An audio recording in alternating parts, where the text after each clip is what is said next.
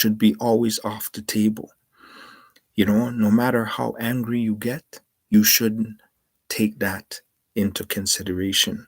Because you see,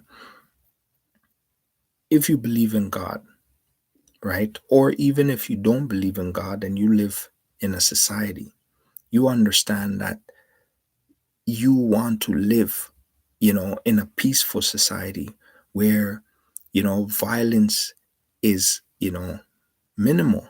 Well, you don't want no violence, but we're human beings, so we're not perfect. These things do occur, but there's levels of violence, and violence should not go to the point where, one's life is basically taken away from them, because it's not only them, it's also your life as well, the individual, the suspect or whatever, as well as their whole families, the communities has drastically changed, right?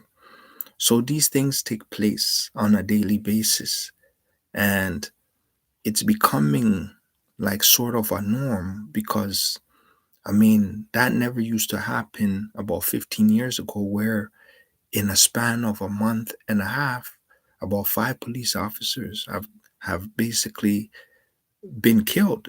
This is not something that they died of natural birth, natural sickness. You know, they died due to violence activities from other civilians or other citizens where they're also trying to go and protect. Now, I want you to understand that in the spiritual realm, there's a heavy imbalance in the spiritual realm, which means that there's not enough people who are praying. There's not enough people who are believing. You know, it's hard sometimes to believe because you're faced with physical reality every single day, and spiritual reality could it differs from physical reality. So a lot of times the changes that in fact impacts society are physical reality, right? But spiritual reality is the blueprint of the physical reality. But if your mind is always set on physical reality, then the belief system, the faith system, right, fades away. And what we need to do as a society is grow spiritually. Because if we grow spiritually, then we will be able to intensify ourselves to overcome all these problems that is overtaking in society. There's so much drastic changes to the point that we are seeing it more rapid. Before it used to come one here, one at a time, one, every so often. But now it's happening in sequences.